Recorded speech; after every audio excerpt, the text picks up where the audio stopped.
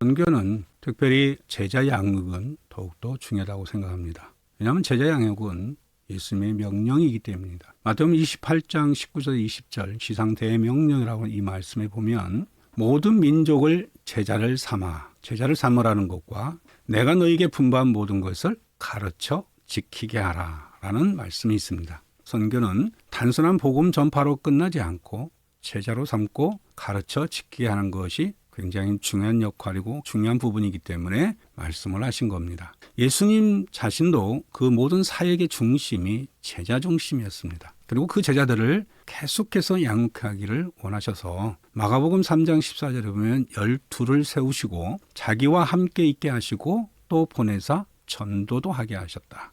많은 무리보다도 제자들에게 집중해서 그들을 양육하고 그들의 삶으로 훈련되어 변화되기를 원하셨던 겁니다. 디모데후서 2장 2절에도 보면 또 내가 많은 증인 앞에서 내게 들은 바를 충성된 사람들에게 부탁하라. 그들이 또 다른 사람들을 가르칠 수 있으리라. 너가 나한테 배운 것들을 또 충성된 사람들에게 그것을 부탁하라는 겁니다. 그리고 그 사람들이 나가서 다른 사람들을 가르치게 하는 것이죠. 쉽게 말하면 제자 양육은 계속해서 영적으로 재생산되어지는 하나님의 귀하신 전략이요 하나님의 귀하신 섬김의 방식입니다. 그래서 제자 양육은 끊임없이 이루어져야 되고 이 제자 양육에서 우리의 선교의 핵심적인 역할을 한다고 말씀하고 있습니다. 왜냐하면 제자 양육이 왜 필요하냐면 신앙의 뿌리를 깊게 해야 되기 때문입니다. 골로새 2장 6절에서 7절에 보면 그 안에 뿌리를 박으며 세움을 받아 믿음에 굳게 서라. 제자 훈련은 말씀과 공동 속에서 믿음의 뿌리를 깊이 내리게 하는 것이 중요합니다. 즉 어떤 환경에서도 흔들리지 않게 하는 것이 중요하죠. 또한 모든 하나님의 모임의 공동체가 제대로 자립을 해야 되고 제대로 세워져야 됩니다. 에베소서 4장 11절 13절을 보면 그가 어떤 사람은 사도로 어떤 사람은 선지자로 어떤 사람은 복음 전도자로 이렇게 쭉 얘기하면서 성도를 온전하게 하여 봉사일을 하게 하고 그리스도의 몸을 세우려 하십니다 라고 말씀했습니다. 제자 양육은 현지 교회의 바른 세움, 바른 자립, 장기적으로 어떤 도움도 받지 않고 스스로 자립하도록 도와주는 역할을 하는 것입니다.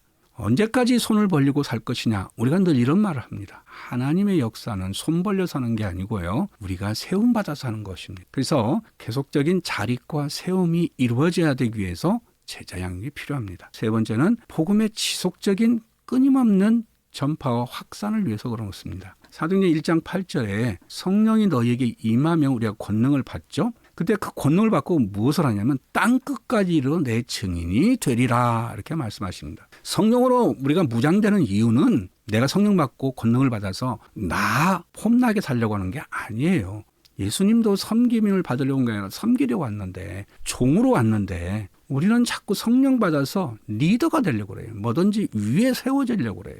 진정한 제자는 땅끝까지 이르러 증인이 되는 것입니다. 전하는 자가 되는 거고요. 지역을 넘고 문화를 넘고 세상을 넘어서 복음을 전하는 자가 되기 위한 목적이지 성령의 권능을 받는 것이 나의 모습, 나의 포지션을 좌우하기 위해서 만들어지는 게 아닙니다. 이 복음은 단시적, 단회적 전도로 마치는 게 아니고요. 제자 양육을 통해서 선교적 재생산 구조가 계속해서 만들어져야 됩니다. 나를 통해서 또 다른 제자가 세워지고 그 제자를 통해서 또 다른 제자가 세워지고 계속해서 선교적 재생산 구조가 만들어져야 되는 것입니다. 이 제자 양육은 예수님도 그렇게 하셨고 그런 방식으로 우리에게 부탁을 하셨고 그렇게 만들어져야 된다는 것을 얘기를 하고 있는 겁니다. 때로는 제자 양육이 없는 그런 선교가 들어 있습니다. 이것은 굉장히 위험합니다.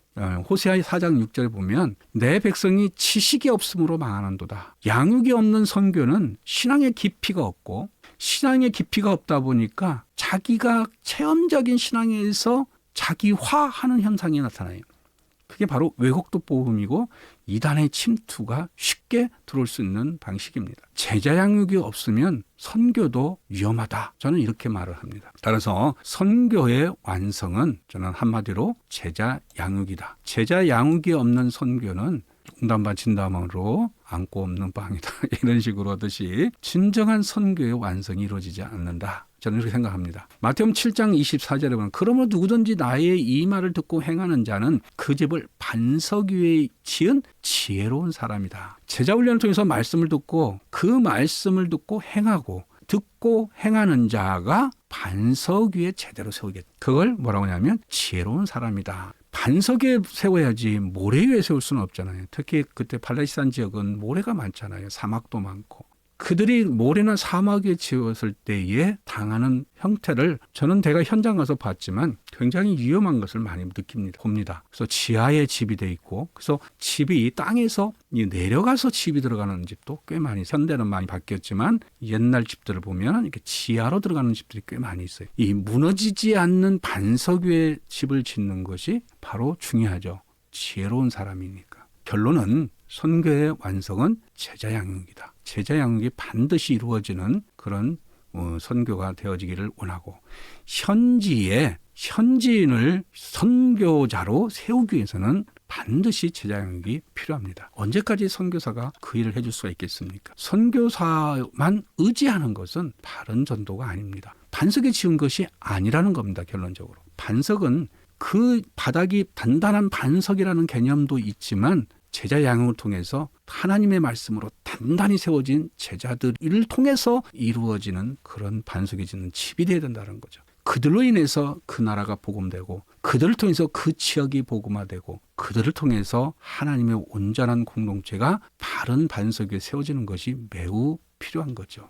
그걸 우리는 건강한 성장이다라고 얘기합니다. 영적 분별력과 성경적 가치관과 예수 그리스도가 우리 모퉁이 되듯이 우리 예수님이 우리의 공동체의 정신이 되어질 때 바른 선교 역사, 바른 선교 현장, 바른 선교의 대물림이 되어야 된다고 저는 믿습니다. 감사합니다.